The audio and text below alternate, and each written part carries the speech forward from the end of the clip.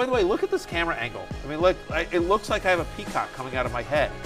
Just look at that. You kind of do. You kind of do. How can we keep it? It's like a little bit of a crown. It's my bald head up into a peacock. Kind of terrifying when you phrase it like that. Yeah. But yeah. Right. Exactly. Let's be the next promo. Yeah. You know what this is? You know what this is? This is a nominee for the best peacocky. Yeah. This is a best peacocky cinematography. nominee. Best cinematography, exactly. Yeah. It's my Maybe bald head right up into a peacock maybe butt. that's the trophy, the most terrifying trophy in the history of trophies. Matthew Yeah, Berry's head with a 1000%. peacock coming out of it. Yeah, meme this. Yeah, absolutely. All right.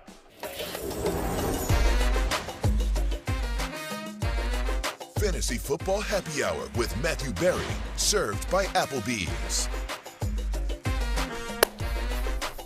It's Love-Hate Day, and the camera angle is better. Oh, now it's coming back in. Look at that. There we go. We're going to have to figure something out. Either I'm going to have to grow hair or we're going to have to move the peacock. It is noon on a Wednesday. Team USA loses to England. Team USA, yeah, 1,000%. Look at this nice kit though. Got the name on the back. There we go. Look, lots going on. It is noon on a Wednesday on Peacock, but of course it is 5 o'clock somewhere, including tonight. I'm being told by Tiffany, our makeup artist, that it is the biggest party night of the year tonight. Is that right? Wednesday night, more than New Year's Eve, more than any other night in the country. Tonight, Wednesday night, is the biggest party night of the year. So I know you and your 3 children under the age of 7 will be out there glug glug. Yes. So anyway, happy party night, happy night before Thanksgiving, happy Love-Hate Day. As Love-Hate is out on NBC Sports Edge and rotoworld.com, because tomorrow, of course, is the Thanksgiving holiday. Sure. Jay Croucher. Lots to get to. I'm wearing this in support of America. Yeah. You know, because I love America. Yes. I was going to wear my Australian jersey, but that's what I was going to ask. We lost 4-1 to France. So we did have 15 minutes, though, with a 1-0 lead where anything was possible. And then that bad man, Kylian Mbappe, started running all over us. So a tough loss. Right. The Zackaroos. Anyway, so it's a good day for everyone except fans of Australian soccer and Zach Wilson. Yes, I thought you were going to say mums. But maybe you'll have more time for them. No, more time for mums. It's true. It's a good day for mums. It's a great day for mums. A winning day for mums. But anyway, the news is that Zach Wilson is out. Mike White looks like he's going to be in. The betting market has moved from Jets -4.5 to Jets -5 against the Bears. So the betting market thinks that Robert Saleh and co. made the right decision in going away from Zach Wilson, who's been made to look pretty bad, particularly in his games against the Patriots. What does this mean from a fantasy perspective? Yeah, I think it helps Mike White. I'm sorry. It obviously helps Mike White. That's a bad one. But what I think it does actually is that I think it also helps the pass catchers, Michael Carter. I think it helps Tyler Conklin a little bit. It's interesting. We were on a text thread with Connor Rogers, our buddy, who also hosts the Jets pregame show, and he specifically texted the group. I just want to read what Connor wrote here to everyone in the group chat, which is basically that Michael Carter receiving up in a big way, small boost for Conklin. Wide receiver core is going to be pretty unpredictable, but let's be clear. Anyone that isn't Zach Wilson is better for Elijah Moore. Ultimately, you think about, Mike White hasn't played this year, but we do think he doesn't have the strongest arm. We do think he likes to check down to the running back. I think ultimately this is going to be good. I think this is going to be good for Michael Carter, honestly good for the offense. Right? I mean, like this guy who completed, 9 pass attempts against New England last week. 9 pass attempts. Like, he's just not good. And whether it's been Joe Flacco earlier this year or Mike White at times last year, like, this offense has looked better. They're much more pass happy without Zach Wilson. It feels like the offense they've been running with Zach Wilson is like, hide Zach Wilson. And now, I don't know that Mike White is great. He's not. Right? I don't think he's great. I think the jury might be in on that one. He's not great, but at least he's different. Right. And right now, all you want is something different because of what Zach Wilson has shown. And yes, I know there is the thought that, well, he got ruined by the Patriots secondary and the Patriots might have the best defense in the league right now, so it's a bit unfair. At the same time, he wasn't very good in the other games either. So I think this is the right move. Certainly the betting market thinks so as well, and at least it gives them more upside. And it's interesting you mentioned the betting market. So, this game opened at 41.5. It's already been bet down to 39.5 But my expectation, give me the over now. Sure. I mean, I don't think Mike White's great, but I think he's an improvement, and I think they'll be more aggressive offensively against the Bears, who, remember, over the last 4 weeks, no team in the NFL has given up more points per game, just total points scoring. They're the last place scoring defense over the last month. The Chicago Bears, again, Roquan Smith and Robert Quinn, they've gotten rid of some of their defense here. One of the reasons why Justin Fields has put up such big numbers is because they've been down and sort of chasing that. They're 23rd against the pass as well over the last 4 weeks. So ultimately, I think that check our rankings, which will be updated on rotoworld.com and NBCSportsEdge.com, and of course Sunday morning, fantasy football pregame, 11 a.m. Eastern, up until kickoff. You and I and a cast of thousands, we will break this down as we get into that game more. But I think ultimately, you're still starting Garrett Wilson. I think you're still starting Michael Carter this week. You feel good about both those. I think Tyler Conklin becomes an interesting streamer this week if you need a tight end. And if Elijah Moore was dropped, I don't mind picking him up and seeing. I'm not starting him, but at least there may be signs of life here. Yeah, there's upside there where there previously wasn't. Let's get to running back, love, hate. And if you're in a deep 2-quarterback lead and desperate, you could do worse than Mike White this week, I suppose. I think the last thing on Wilson is that it seems like they really don't want any part of the Zach Wilson business anymore going away from him before they played the Chicago Bears, which would have been the great spot to get right. So don't expect that we'll see Zach Wilson in competitive games for the Jets the rest of the way. That's the thing. The coach, Saleh was saying, it doesn't mean his career is over, but I mean, with the Jets, Take the under on Zach Wilson's career with the Jets. I'll take the over on Ken Walker's career with the Seattle Seahawks, though, and he headlines the love list, the favorable matchup against the vaunted defense of the Las Vegas Raiders.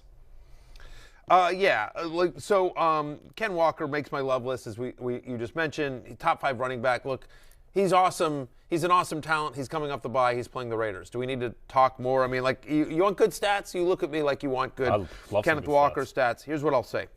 In 5 games at the start, he's averaging over 20 fantasy points per game. He's averaging 22 touches per game in that stretch. 24% target share in Week 10. I know, the last time we saw him, it wasn't a great game. That was Tampa Bay. I'm not really super worried about it here, especially when you think about Las Vegas, who gives up the 4th most fantasy points to opposing running backs. Ken Walker is my running back 5 this week. I have him as a top 5 running back. Yep. I think the thing that separates Walker from these other rookie running backs is just his touchdown equity. He's already had 7 touchdowns. They run when it's in close. It is a more pass-happy offense than it ever was, really, under Russell Wilson, because apparently Geno Smith is better than Russell Wilson, but certainly Ken Walker has a Mike White better than Zach Wilson. Maybe it's something about quarterbacks with the last name Wilson. Yeah, exactly. Who have been invested in heavily. Yeah, but so good. Speaking of Wilsons, it's a great unintentional segue, Matthew. I don't think you saw that one coming, but Jeff Wilson Jr., he is on the love list, as any running back should be going up against the Houston Texans. It is all about Wilson today, and finally a positive Wilson here, as Jeff Wilson Jr. has outsnapped Raheem Mostert since he came to the Miami Dolphins, 68-43 over the last 2 games. He's averaging over 19 fantasy points per game. He's got 31 touches in those 2 games. He's got the 2 touchdowns. He's got 215 scrimmage yards, as you see it there on your screen, and you love this matchup with Houston. We've talked about the historically bad. That's the key adjective. Yes. Historically bad Texans run defense. They give the most fantasy points per game to opposing running backs. They've allowed 140 rushing yards and at least 1 rushing touchdown in 5 straight games. And so I think both Wilson and Mostert are viable against the Texans, absolutely. But Jeff Wilson Jr. comes in at running back 13 for me this week. And I think he gets 65% of the Dolphins' running back touches in this game, and that's going to be enough to have a top 15 day. Yep, I think it's going to be interesting just to see how much Mike McDaniel wants to pass versus run the ball in this matchup, because if they want to run the ball, they'll be able to do it. If they want to pass the ball, they'll be able to do that too. They've been a very heavy pass team to this point, but maybe now with Wilson and Mostert, that flips around, and certainly they should be playing with a lead. And by the way, we're talking about Zach Wilson and the switch to Mike White. There has been, as of this broadcast, nothing has been announced, but there have been some rumblings out of Texas, that the Houston team may go from Davis Mills to Kyle Allen. Hometown boy made good. Kyle Allen, former Texas A&M Aggies, also played high school ball in Texas. So, and he's had cup of coffees as a starter with Carolina and Washington as well. So Kyle Allen potentially could be starting for the Texans this week. Either way, it's a lost season for Houston, so I think Miami's going to be able to do whatever they want. And so even though they may want to go past happy, I don't know that the Texans are going to be able to keep up with Miami, and so second half of the game, they just may be running anyway. I feel like someone's getting to 150 yards in that game, whether it's Jeff Wilson, Tyreek Hill, or one of their other stars. Mike Gesicki, anyone. I mean, anyone could get to 150 yards against the a lot of Texans candidates. defense. Let's go to some others receiving votes. Sure. Headlined by the now suddenly relevant Latavius Murray with Melvin Gordon out of town.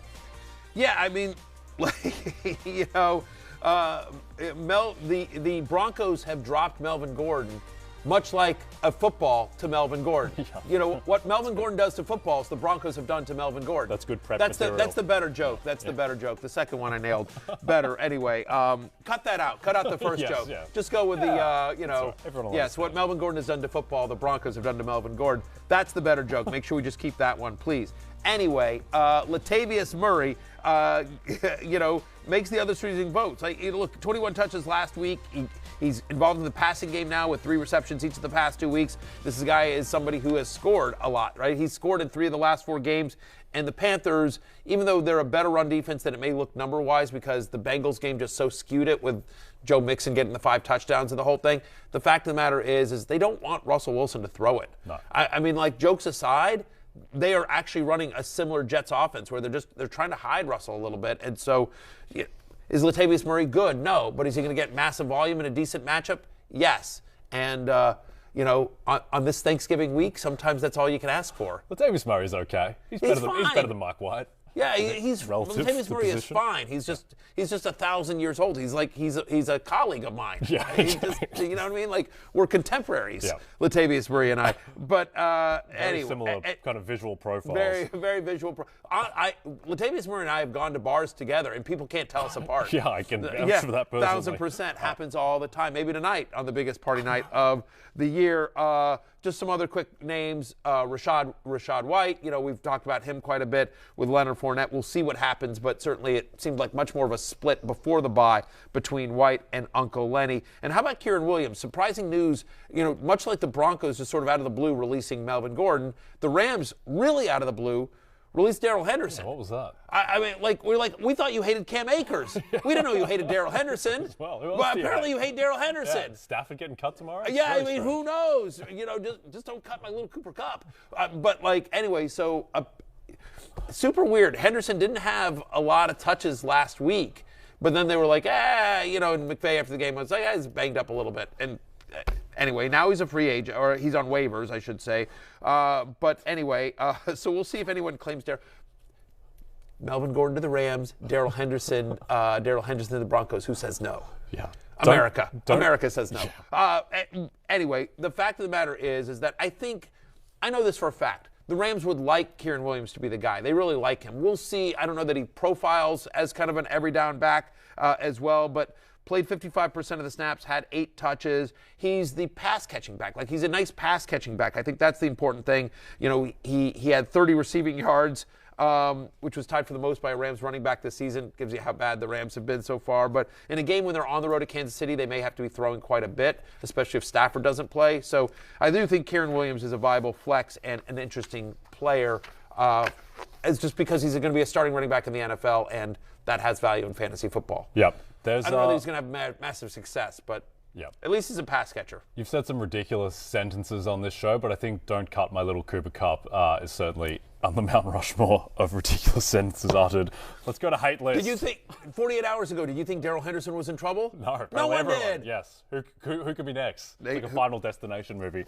Yeah, exactly. Very Game of Thrones over there. Yes. The Rams house is the new Game of Thrones. Exactly. It's the new House of the Dragon. House of the Dragon. It's House of the Rams. Yeah, Dragon's house. Right, Dragon's house. All right, let's talk Alvin Kamara, who headlines your hate list. It's been a very underwhelming season for the Saints superstar. He's averaging, over his last 3 games, he's averaging 13 touches. Like 13 touches. Like, what are we doing here? It's not great. No, it's not great. But, I mean, listen, in fairness, when you have Andy Dalton, you don't want to take the ball out of his hands. Like, yeah, really? Got to give it to Juwan Johnson.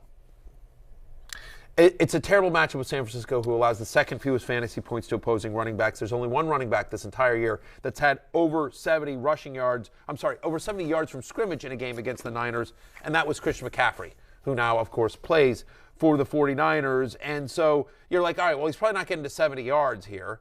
And he's not getting a ton of touches, so he's not going to be massively involved in the passing game here. So, well, maybe he'll get into the end zone. He's got one game this year where he scored a touchdown. Like, he had 3 in that game, so he was awesome. But, like, he's had one game this year. You know, when they get in close, they like to use Taysom Hill. They're throwing to Juwan Johnson. It's super weird usage for who I think is the best player on their team, right? But for whatever reason, he's just not getting massive usage here. And so in a bad matchup on the road, where Kamara averages just 10 fantasy points per game this year, when he is on the road, he's outside my top 20. He comes in at running back 23, which is much lower than I would ever have Alvin Kamara. But honestly, Alvin Kamara. But there's literally grace. there's nothing. Look here on your screen about just what he's done on the road this year. Just nothing. Like, he's had one game with more than double-digit fantasy points, and that was at the Cardinals. The Niners, as we now have very recent evidence, are much better than the Arizona Cardinals 28 points better, apparently. Yes, Yeah. yes, All right, yes. let's jump to Cordarrelle Patterson, who goes up against the now literally vaunted defense of the Washington Commanders. They're 4.5-point favorites, the Commanders. Home field advantage these days is worth Underdogs, 1.5. the Commanders. I'm saying the Commanders are 4.5-point Correct, favorites yes. over the Falcons at home. Home field advantage these days is worth 1.5 to 2 points. So the market, BetMGM, is saying the Commanders are a full field goal better than the Falcons on a neutral. And I guess largely for that reason, and the reason the run defense has been excellent, really turned Dameon Pierce into a pumpkin. And you think they'll do the same to Cordarrelle Patterson?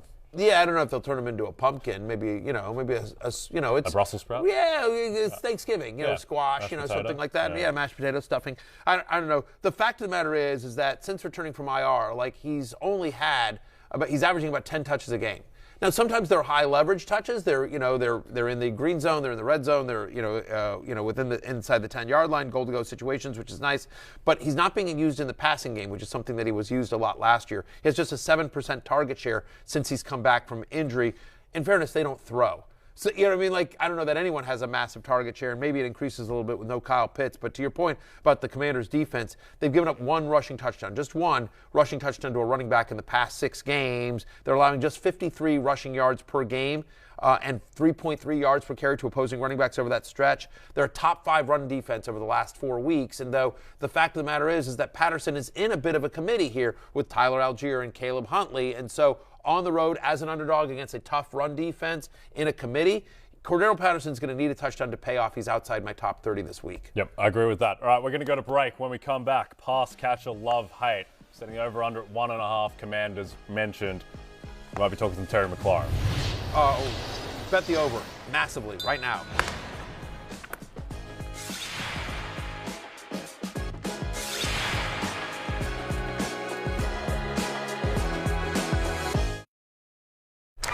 Release the hounds, Matthew Berry. It's a Thanksgiving tradition like none other. The National Dog Show presented by Purina. Thousands of dogs compete for the title of Best in Show. Thanksgiving at noon Eastern on NBC and Peacock. Amazing. That's definitely my favorite promo to read. I'm sure. I just love saying release the hounds. Yeah, Any exactly. walk of life, really. Have you set any lines? Have you set any lines On the for puppies? on the puppies? No, I gotta study the film. That's what I want. I gotta get into the math. Official request, Alexa, next year I want Jay and I to be at the dog show and just being degenerate gamblers on the dogs, just like kind of Best in Show. Yes. Give me the cute one with the short hair. Give me the Scottish Deerhound. Yeah, like exactly. All right. That guy looks like an intense dog owner. I want his dog. Like he's insane. Yes. You know that guy whips his dog. Yeah, exactly. Yeah, he got that dog in him. Who let the dogs out? So many puns. Oh, my God. My dad jokes are already building up here. During the commercial break, before we get into Pass Catcher Love Hate, real quickly, during the commercial break, got an alert from the Fantasy Life app, 100% free, by the way. This is a tweet from John McClain. Die Hard? Yeah, exactly. No. Yippee-ki-yay? Yeah, yippee-ki-yay. So anyway, John McClain is a Texans beat reporter for the Houston Chronicle. Has done it for years and years and years. Is like the dean of it. He is he's absolutely dialed into that team and has been for years and years and years. He's a legend in Texas, and he tweeted this out. Lovie Smith told the media today he wouldn't announce a starting quarterback for the Miami game. Kyle Allen is expected to start. So what we talked about last segment, looks like it's trending that way. I bring that up merely for, if you're in a deep 2 quarterback league, if you're stuck, if you're desperate, if you got beat to the waiver wire from Mike White. I have a friend, shout out to my buddy Brian, who's just like desperate in a situation. Anyway, Kyle Allen, maybe good news for Brandon Cooks. Sure. Different. It's something different, exactly. So we'll check that out. All right. So incredible that John McLaurin can be both the Texans beat writer and then can also get into the Nakatomi Corporation in 1989 and take down Hans Gruber. But anyway. Well, so he spells his name, the character in Die Hard, which is, by the way, the greatest Christmas movie of all time. Feel free to @ me on that. I will die on that hill. Die Hard is one of my all-time favorite movies ever. And I believe the greatest Christmas movie ever made. Where are you on the Christmas movie, not Christmas movie? It's a Christmas movie. Jerry Maguire is also a sports film as well. Agreed. Yep. So I'm with you there. I also, controversial take, I think Die Hard 2, Die Harder is just as good as the original. It's a very, very good sequel. It's a very good sequel. I don't think it's as good. Not as iconic. It's not as iconic. Hans Gruber is one of the after Darth Vader. Hans Gruber is my favorite villain, my favorite movie villain of all time. Yes. Right? Whatever. So many quote. I could do nothing but just quote here. Whatever. Oh, you're just nothing but a common thief. I'm an exceptional thief, and I've just moved up to kidnapping, so better be nice. Yeah. Anyway, whatever. Whatever. And the quarterback is toast. I could just do it forever and ever. On Die Hard. But anyway, he spells it McClane. Yes. John McClane, the Texans beat reporter, McClain. That's a tough beat for the Texans beat reporter. But anyway, doing great work. They're both legends. Yes. Detective John McClane of the New York Police Department and Houston Texans beat reporter John McClane as well. One and the same. All right, let's talk about Keenan Allen, who had a roller coaster of a game on Sunday night against the Chiefs. Dude. Has the crucial fumble, then Jerick McKinnon fumbles it right back. He has the massive pass, looked relatively healthy and got through the game, unlike Mike Williams. He really did. Last week, he played only 68% of the snaps, and yet, when he was out there, Justin Herbert was looking for him. 28% target share last week. Obviously, some of that probably increased when Mike Williams left the game early, but the fact of the matter is, he was getting a lot of targets. We don't know if Mike Williams is going to play this week against Arizona. We do know Keenan Allen is. And, by the way, that's a good thing, because no team in the NFL gives it up in the middle of the field like the Arizona Cardinals. We've seen it with tight ends, and we also see it with slot receivers. They've actually given up 7 touchdowns to the slot this year. That's tied for third most in the NFL. And Keenan Allen, who should get a lot of looks this week, especially if Mike Williams is either out or banged up, he should probably get, call it 8 targets. Well, since the start of last season, when he gets 8 or more targets, Keenan Allen averaging 16.9 fantasy points per game. Ivan's a top 10 play this week. As long as we're talking about pass catchers I love, one more breaking news alert that just came in via the Fantasy Life app. I love the Fantasy Life app, by the way. 100% free. Just 100% whatever. Free. I would just tell people to download it, because if you don't like it, delete it. It's a free app. It's a free roll. Anyway, Joe Burrow says the Bengals expect Jamar Chase to play against the Titans. Yeah. That is Kelsey Conway, who I believe Kelsey Conway is a beat reporter for the Bengals, and I'm correct. Oh, for the Cincinnati Enquirer. So I think she used to work for the team, but she's now working for the Cincinnati Enquirer, and so she does a good job. And anyway, so Jamar Chase, so she just tweeted that. So, okay, great. Well, Joe Burrow would know. She'd probably be pretty close. Anyway, full steam ahead on Jamar Chase. Exciting news. Full steam ahead on Terry McLaurin as well, your man, and now a frequent recurring guest on the love side of the love. Listen, I didn't want to talk Commanders. You insisted we talk about Commanders, so fine. If you twist my arm, you want me to talk about Terry McLaurin. Taylor Heineke just dropped a new T-shirt. I swear to God, you can, and some of the proceeds are going to Terry McLaurin's charity, and it literally is Heineke going back to pass, and the quote is like a bunch of like basically blanket, you know what I mean? Like F it. Yes. Says F it. Terry's down there somewhere. Yeah, that's a good one. I like which is great. And the Heineke brand is really soaring the past couple of weeks. It's really taken off. Listen, he's having a moment, and he's taking advantage of it, and God bless. And Terry McLaurin is somebody that's very excited about it, because since Taylor Heineke has taken over, he's looking for nothing but Terry. Like, there is a little bit of truth to that T-shirt, kind of F it. Terry's down there somewhere. We're just chucking it deep. And he knows Terry McLaurin's going to come down with it, because he will. With Taylor Heineke this year, Terry McLaurin has a 32% target share.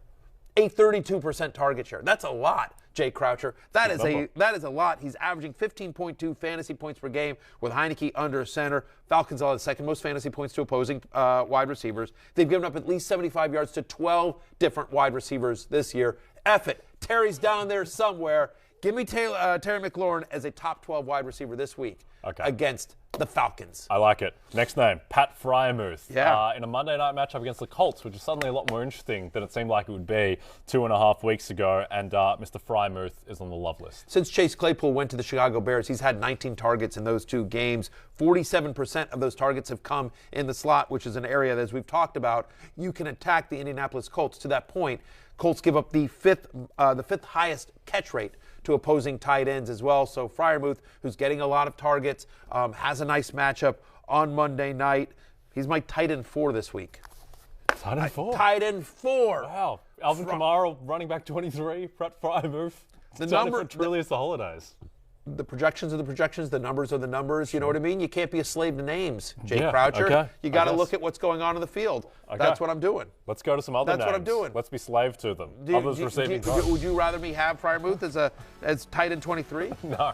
Why do you hate Pat Freiermuth? I like Pat Freiermuth. You know what's fun is when you see him on screen, you can go, boo. Does anyone do that? Everyone does that. That's the thing in Pittsburgh. Yeah, in like Pittsburgh, when he makes a catch. Do people do that in, like, Connecticut when they're watching Steelers games? I mean, like in one particular house.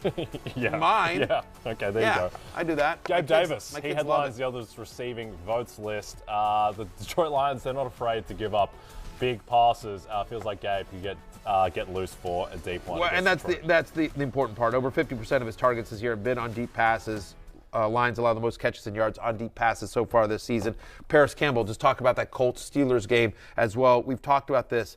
Pittsburgh allows the second most yards per game to the slot. Paris Campbell, once again, revived under Matt Ryan. Last 4 games with Matt Ryan, 18.5 fantasy points per game. Treylon Burks, who we highlighted yesterday as part of the waiver wire show. I was surprised at how many leagues I got him in, which just goes to show you how many people in my leagues don't actually watch our show, which is super annoying. Because, like, I'm in, like, first, second, third. Like, I have a low waiver priority in most of my leagues. And so, anyway, whatever. But since he's returned 22% target share as well, we expect them to have to throw against Cincinnati, who's allowed a touchdown to a wide receiver now in 5 straight games. And then Juwan Johnson, who we talked about. That's right. The reason they're not giving the ball to Alvin Kamara is because of the production that we're seeing from Juwan Johnson, especially in the red zone. If you need a tight end and you're looking for a touchdown-dependent tight end, which is what most of them are, you could do worse and probably have than Juwan Johnson. Yeah, why let Alvin Kamara get a goal line carry when you can throw over the middle into traffic to Juwan Johnson? He's been a top 10 fantasy tight end for the past 5 weeks. It's all due to the scoring, basically, where he scored in 4 of the past 5 games. But, you know what, listen, 3 straight games with 40 yards. Again, like he's more viable than you think. He is. Touchdown dependent, but he's been getting the touchdowns. But almost every tight end is. Yes. Let's jump to the hate list, headlined, unfortunately, by Deontay Johnson, who came into the season with great expectations, and it's just not happening, regardless of the quarterback. I'm with you in that he is a top 15 wide receiver in the NFL on a pure talent basis. Yep. You and I have argued with Michael Smith about this, from his route running, from his ability to get open. The problem is that just, do not, we always talk about find somebody who looks at you the way that, like, Heineke looks at Terry McLaurin. Like, if you're in a relationship where your significant partner looks at you the way that Kenny Pickett looks at Deontay Johnson, get out. Yeah, leave. This is a toxic situation. Yes. Get out. New spouse. Right, exactly. It's time to hit Tinder or something like that. You know what I mean? Like, it's go to the local Applebee's, and ask who's single at the bar. Because Deontay Johnson just is not getting any love. He's had back-to-back games with 5 targets. 5 targets. That's what he's getting from Kenny Pickett. He's averaging just 5.3 yards per target as well. Like he's not even, they're not looking for him deep. That's all George Pickens. We expect the short stuff is going to go to Freiermuth as well. And you don't love this matchup with Indianapolis as the Colts allow the fewest yards per game, the 4th fewest receptions per game to wide receivers, the fewest fantasy points per game to wide receivers. So there's nothing other than just his talent and what we remember from previous seasons about Deontay Johnson that gives you the idea and confidence of starting him this week. In a week in which there's no teams on a bye, he's outside my top 30. Quite a fall for Deontay Johnson, but can't argue with it. Let's talk about DJ Moore. Watch him score 3 touchdowns now. But, I mean, the guy hasn't scored a touchdown this year. Like, Pickett's just not looking for him. He's got the connection with Pickens. And DJ Moore, maybe it gets better with Sam Darnold. nowhere to go but up, right? But until we see it, you just don't love it. He's playing Denver. He'll probably see a lot of Patrick Surtain as well. He's had 3 straight games with under 7 fantasy points and under 30 receiving yards. It's his 3rd different quarterback in a 3rd week because last week was Baker Mayfield. The week before it was P.J. Walker. You see the numbers there on your screen in terms of his game log over the last 3. 4.4 points, 6.9, 5.4. He's been bad.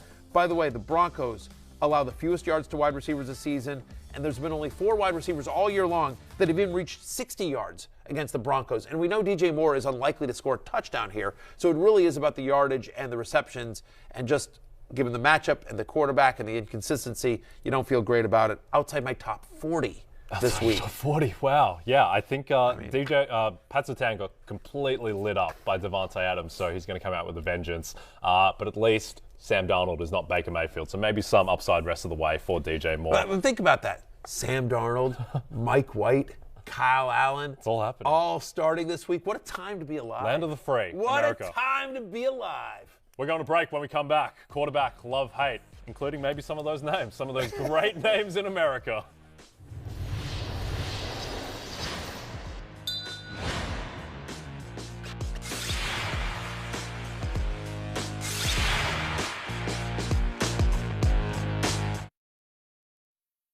Just a reminder, if you don't have the NBC Sports Predictor app, go download it now. The contests are free and easy to play, and you have a shot to win thousands.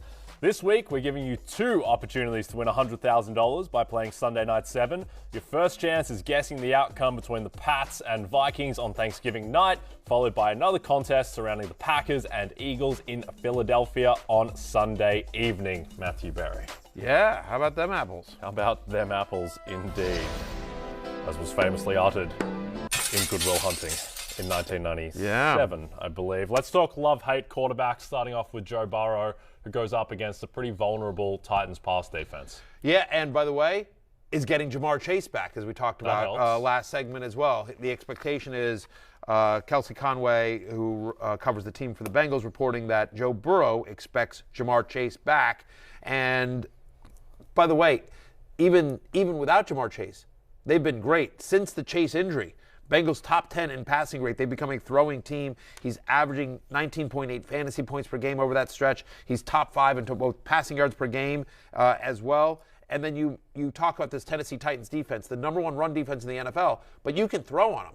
I mean, right? I mean, the Titans are one of the worst pass defenses in the NFL over the last 4 weeks. They're a bottom 5 pass defense, and yet they're the number 2 rush defense against running backs. So given the fact that who knows if Joe Mixon's going to play in this game as we have this broadcast on Wednesday, we don't know yet. We do know that Joe Burrow's going to play, and we think he's getting Jamar Chase back. So as you see there on your screen, what the last 4 quarterbacks have done against the Titans, Russell Wilson had 286 yards against them. Davis Mills had 152 yards against them, which is good for Davis Mills. Even Aaron Rodgers threw 2 touchdowns against them, so, and of course, Mahomes had that monster game on Sunday night against them. So I think Joe Burrow, I know a lot of people think, the Titans are a really good defense, and they are a really good defense, but he makes the love list because he comes at number 6. And that was, honestly, I had him on the love list before I knew he was getting Jamar Chase back. I have a theory about this game, which is that the Tennessee run defense is so good, it's actually going to hurt them in this game, because the way to beat the Bengals is to Jedi mind trick them into running the ball for 3 yards per carry, and they're not going to be able to run the ball, so they're going to be throwing. And right. That pass Zach defense. Taylor loves 3 yards in a cloud of dust. Loves it like he loves stuffing on Thanksgiving. Exactly. Even though he's got Chase and Higgins and Boyd and Hayden Hurst and, Christian Fulton makes me very nervous at corner, so I think they'll be able to throw there. Let's talk about Geno Smith, frequent guest on the love list. Let's talk about Geno Smith. With a very favorable matchup against the Las Vegas Raiders. Don't understand why that line is only Seattle minus 3.5 at home. They should blow out the Raiders, and Geno should benefit. 7 of the 10 quarterbacks that have faced the Raiders this year, Jay, to your point, have scored at least 18 fantasy points. The Raiders are bad. Right, hashtag analysis. Call by you, Matthew Berry. Hashtag analysis. A lot of people are like, why I like Berry? Because he really breaks it down. He gets under the numbers. He gets Raiders, deep. Not good. Raiders are not good. They're bad. You know who else thinks that? Jeff Saturday. Remember when he tweeted that? Yeah. And then he beat him the next week? That's an all-time baller move. Yeah. You're on your couch and you're like, the Raiders look terrible. Yeah. And then the next week you're on an NFL sideline beating them? Yeah. That's a baller move. And that's when you knew that the Raiders, they didn't have much going on. If they couldn't get up for that and win that game at home. At any rate, Geno Smith, has had multiple touchdowns in 4 straight games in 8 of the 10 games so far this year. He actually is getting a few points with his legs, at least 20 rushing yards in 5 of the past 7, including each of the last 3 games that Geno has played. And so, against Las Vegas, who allows the 3rd most fantasy points per game to opposing quarterbacks, he comes in as a top 8 play for me this week. Yep. And I like your call as well. I think the Seattle Seahawks cover in a big way. I'd be very surprised if that line closes 3.5. I think it should be more 4.5 or 5. Let's get to some others receiving votes, including the maybe rejuvenated Tom Brady. Yeah, you know what? In the last 2 years when he's come off of a bye, since he's joined the Tampa Bay Buccaneers, he's had multiple touchdown passes. And you like this matchup with Cleveland, as over the last 4 weeks, the Browns are bottom 8 in yards per pass attempt allowed, touchdown rate allowed. Brady looked pretty good in Germany. They've had a week to sort of get everyone back. He's going to have Godwin in this game. He's going to have Evans in this game. We expect Julio Jones hasn't gotten hurt over the bye. You never know. But, an increase in Rachaad White, who's a nice pass catcher as well. And so, at Cleveland, I have him at QB 11. Even if it's bad weather in Cleveland or windy, that doesn't affect Tom as much, who likes to dump it off as well. Some guys receiving votes is in that same game, Jacoby Brissett against the Tampa Bay Buccaneers. Over 20 fantasy points is what he's averaging over his last 3 games. 3 straight games with 6 or more carries. He's actually involved in the running game. And this is the last hurrah for Jacoby Brissett, because we know in Week 13, Deshaun Watson comes back as well. And as much as I love talking up my Commanders. Marcus Mariota. Yeah, look, it's too good. I've seen the end of this movie. Anytime you start feeling good as a Commanders fan, that's when the bottom gets pulled out. That's when Lucy pulls the football away and you Charlie Brown it and you fall on your back. And so, defense is playing good. Here comes a weak Falcons team. Games at home in Washington. We're 4.5-point favorites. This is just the kind of game we would blow. This is just the kind of game that the Commanders would totally screw up. And so Marcus Mariota will probably make it closer than it should be. He's had at least 17 fantasy points in 5 of the past 7. The rushing is obviously what keeps his floor high. Yep, I'm with you. I just think you're a week early. I think the pain comes against the Giants the week after, where you're going to be favorites on the road to New York. At least that's what the look headline is now. Right. Let's get to... Just because pain happens in a week doesn't mean it won't happen now either. True. You can have 2 servings of pain.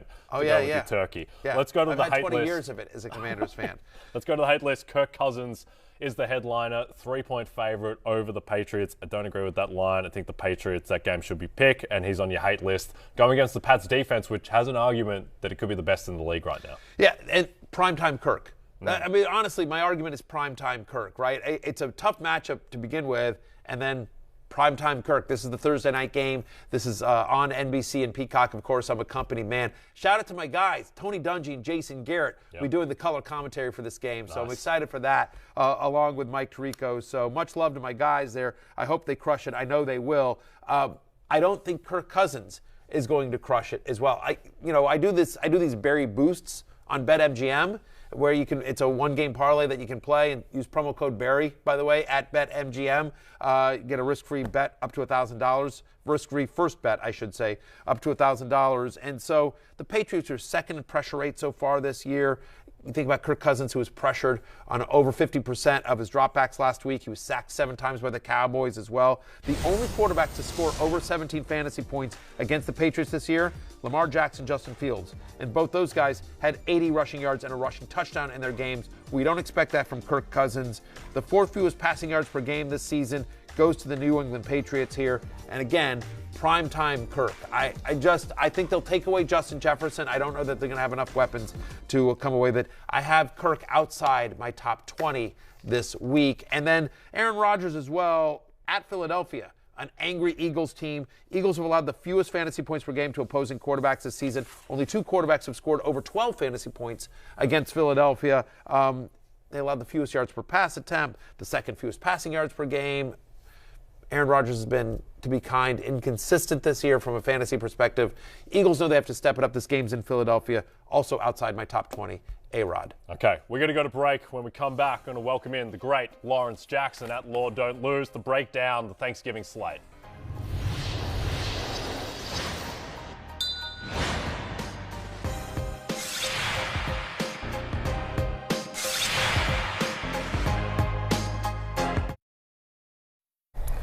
It's a weekend to be thankful. What better way to celebrate the holiday than with must-watch events on NBC, Telemundo, and Peacock? It all begins Thanksgiving Day with the National Dog Show presented by Purina and continues with a special edition of Sunday Night Football on Thanksgiving night between the Pats and the Vikings. The action continues Friday with Telemundo and Peacock's Copa Mundial, Spanish language coverage of USA versus England, and to cap it all off, WWE Survivor Series War Games Saturday night, followed by the Packers at Eagles Sunday evening on NBC and Peacock. Matthew Berry and Lawrence Jackson. Just got an NFL Network report, another Fantasy Life app alert. The Rams are expected to give young quarterback Bryce Perkins first-team reps this week. This is from NFL Network from Ian Rappaport and Tom Pelissero, paving the way for potential start given injuries to starter Matthew Stafford and John Wolford. It's all happening in Los Angeles. It's all happening. Some Russian upside right there, too. Yeah, with Bryce Perkins. Yeah. Makes it more fun. Not as good, but more fun. Not as good, but definitely more. Underdogs against the Kansas City Chiefs. More fun. Lawrence, welcome. It's good to have you here. Good to have you back. I played when I was at ESPN, back when they had Grantland. So this is a number of years ago, sure. And so my buddy Bill Simmons and all those guys, they used to do it for Grantland. They used to do a bad quarterback fantasy league, and I used to play in it, which is always fun. And like literally, the goal was you drafted quarterbacks and how poorly, you got points for incompletions, right, for interceptions, for turnovers, for, and so the Nathan Peterman League. It really was. Oh, Nathan Peterman was a 101. Who's your pick now? Yeah. Who's the guy now? Well, it would have been Zach Wilson. I mean, it would have been Zach Wilson. That's what I'm saying. But you've got Bryce Perkins and Kyle Allen and all these guys. It's it's pretty interesting. Might be Mac Jones. He doesn't really turn the ball over. Sam Darnold would probably be my pick. Sam Darnold, he'd be right up there. Whoever's playing quarterback, Carolina. Sam Darnold playing the Broncos this week. That's good. Yeah. I'm sorry. What was I even thinking? That would be my number one pick in the bad quarterback league this week. Sam Darnold. Well, bad quarterbacks, arguably not going to feature in Bills at Lions with the way that Jared Goff has turned it around, but he potentially could be on that list in other weeks had he not gotten his weapons back. The line there is 9.5 Bills favorite. The total is 54.5, and a lot of fantasy relevant players in this game. A lot of guys that you're starting. Lawrence, is this a get-right game for Josh Allen tomorrow? Yeah, I think it is, right? You got Josh Allen, who's been quarterback 9 over the past 4 weeks in a points-per-game basis. That's not awful considering the fact that he's thrown 6 interceptions. Hope he's all right. Considering that he's thrown 6 interceptions over the last 4 games, now he's playing the Lions defense, who, mind you, has been 4th in fantasy over the past 4 weeks. But the Lions defense probably won't have Jeff Okudah in that defensive backfield. So I'm looking for Josh Allen to get right. Look at the total number in this game, 54.5. He getting ready to light him up and get back right. Yep, no, I'm with you there. It's been a strange 4 weeks for Josh Allen. He hasn't looked particularly Josh Allen-y for 4 weeks straight, but certainly against this Detroit defense in a dome, total 54.5, he should be right. I think you're starting any Bills. To me, the question is, if you're desperate, do you start James Cook?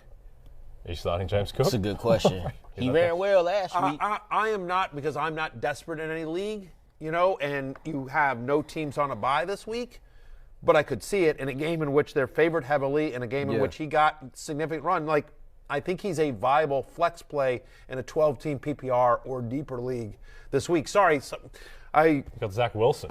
No, a little bit. You drink heavily on the set, and sometimes it just goes down the throat wrong there. So I apologize there. To me, I think the more interesting conversation about this game, guys, is the running backs.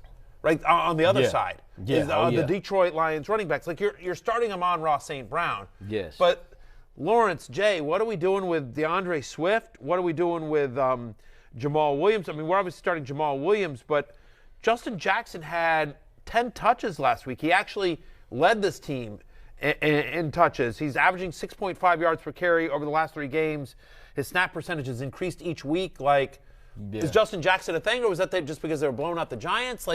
is DeAndre Swift ever going to get double-digit touches? How are we feeling about this game, guys? I was tuned in I was really into this game, and it was Justin Jackson who was the second back to get on the field for the Lions. In fact, we might look at the box score and be like, oh, DeAndre Swift scored too.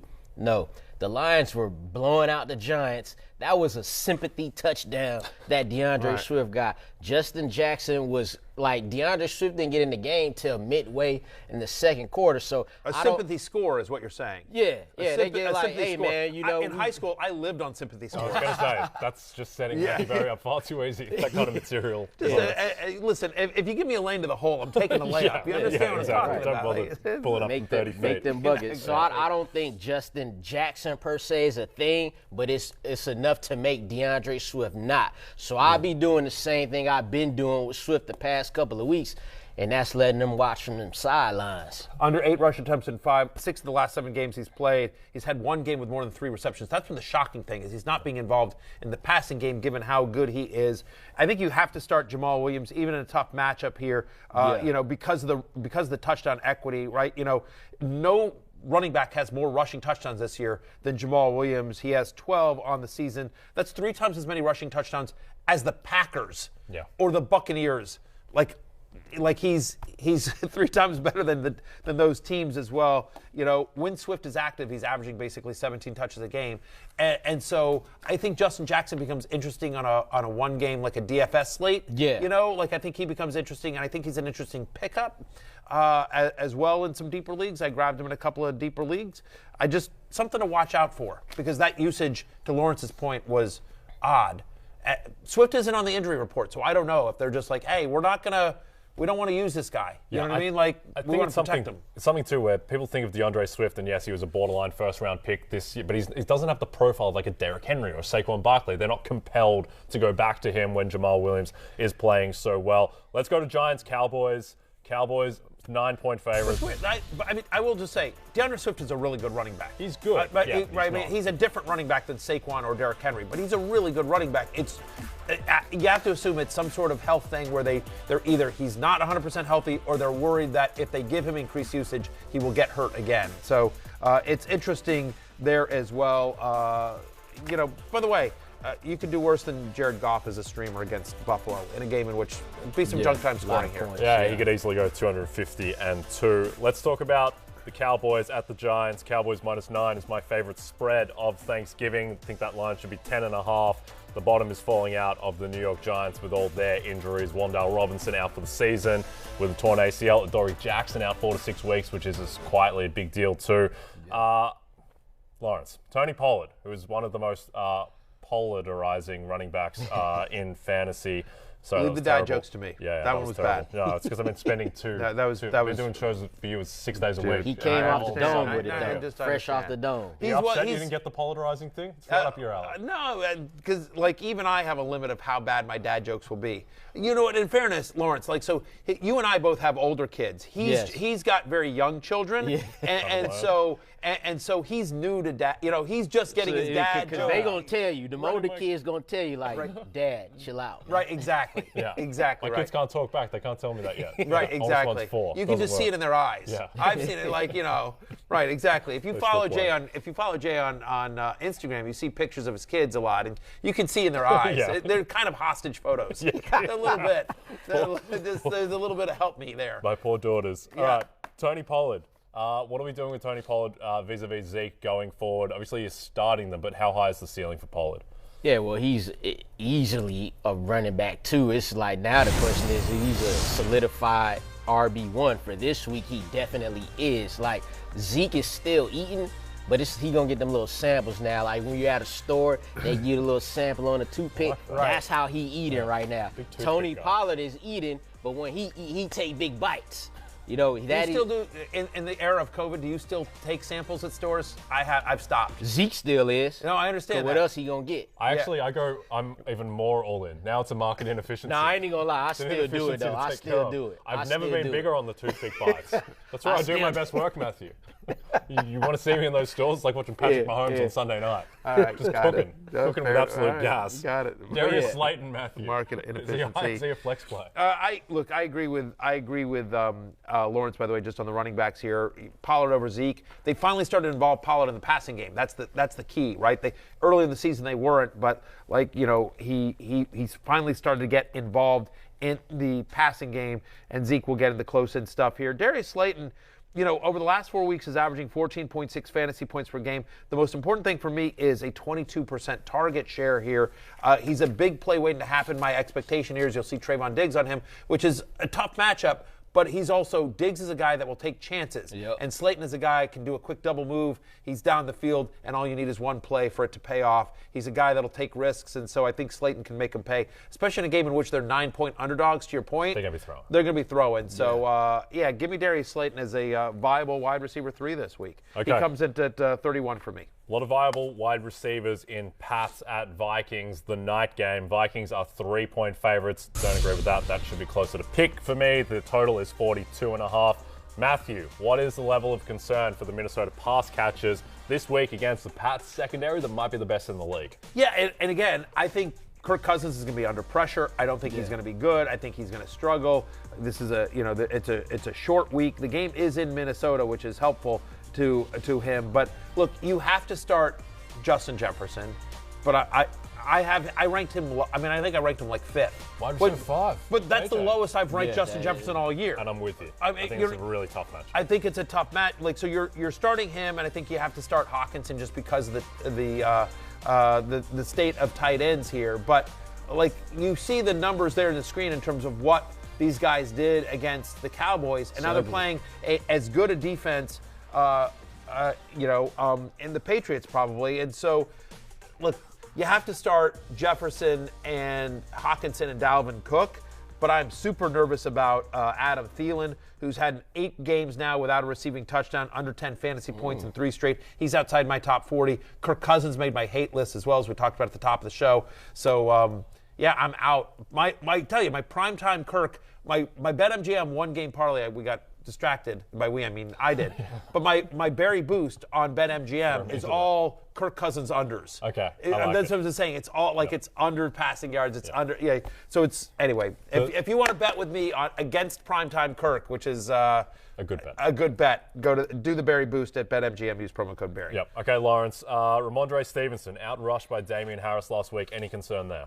Bothers me none. Last week he still had 21 touches for 82 yards. Wasn't an efficient day on the ground. Damian Harris, 10 total touches and 93 yards, boosted by a 30-yard run. So I got no worries here for Ramondre Stevenson. If he's going to go out and get 6 catches for 56 like he did last week, we fire him up easy, borderline RB1 if we being honest with it. Yep, I'm with you there. No concern about Ramondre. He's always going to supplement the rushing with pass game work. I have him as in a matchup that doesn't scare you. Vikings are a bottom 12 run defense over the last 4 weeks. In a game in which we expect it to either be neutral script or positive for the New England Patriots. And they don't want Mac Jones to throw either. I mean, they're running a better version of the Jets offense, which is they're going to try to hide their quarterback, play good defense, run the ball, control the clock, be conservative. And so Stevenson's a top 10 guy for me this week. And I think Harris he's a little touchdown dependent, obviously, but I think he's a viable flex, especially in a half-point PPR or standard league. Yep. Okay, let's get into the most bet props on BetMGM tomorrow. Dalton Schultz, over 36.5 receiving yards. A lot of overs on this list. Stephon Diggs and CeeDee Lamb, their overs. Ramondre Stevenson, over 3.5 receptions. And then Kirk Cousins, under 250.5 passing yards. They with you. I like all those, especially Diggs, especially Schultz. Obviously, I love the Cousins. It's part of the Barry boost on BetMGM. Worth noting, the Stevenson over 3.5 receptions is minus 140. Yeah, exactly. Even BetMGM's like, all right, we'll give this one to you. But listen, the only thing better than spending time with your family on Thanksgiving is spending time with your family with your phone in your hand, watching football with money on the game. Yeah, exactly right. I mean, everyone says that's the tradition like no other. It is. It's fantasy football. It's sports betting. We love it all. We love having action on the game. Look, look, get the family involved. Okay. Responsibly. Don't get the kids involved. Let's be clear. Yes. Responsibly. Yes. Wives, only uncles, bet what you can aunties. afford. Let's take a look at this. Pick a Thanksgiving dinner to attend. Lawrence, what are you going with here? Yeah, I'm going to go with the mobile quarterbacks right here. Lamar Jackson from Florida, Hurts from Texas, Fields from Georgia. I need that Southern cooking with me. The AFC West party, that food look like it got no flavor in it, so give me the mobile QB. Wow, Patrick Mahomes, I'm going with the AFC West party just because of what you said there. Give me Patrick Mahomes, give me Travis Kelce, the Offensive Player of the Year, give me a resurgent Justin Herbert, and friend of the show, Austin Eckler. I mean, the AFC West party is clearly the answer here. Mahomes is the number one. Mahomes is the number one quarterback in fantasy. Kelsey's the number one tight end in fantasy. Eckler's the number one running back in fantasy. And then, Justin Herbert with his hair kind of looks like a waiter at a surf shop on the West Coast. Why are there waiters at surf I need shops? fun at my dinner whatever. party. You know what I mean? Like a beach bar. He looks like a waiter at a beach bar. Sure, I'll pay that. I was trying to say he looks like a host at a surf shop or a waiter at a beach bar, and I sort of mixed the two of them. What do you want from me? I was choking. Like I'm coming back from I was on my deathbed. Yeah. 10 minutes ago. I want to trade Kyler for Travis Kelce, though. I want to make that trade. Yeah, that's not happening. There's no trades. Listen, it's closing time. You don't have to go home, but you can't stay here. For Lawrence Jackson and Jake Croucher, I'm Matthew Berry. Have a great Thanksgiving. We're back Sunday morning. Peace out.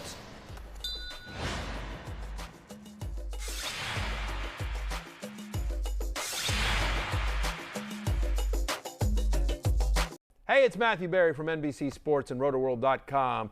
Just want to thank you so much for watching what you just watched, or at least being too lazy to click out of it after the autoplay just kept it going. So either way, thank you so much for just letting it scroll by your screen. And now I'd like to ask you respectfully, please subscribe to the NFL on NBC YouTube channel for the latest NFL news, fantasy headlines from Rotoworld, and betting analysis from NBC Sports Edge.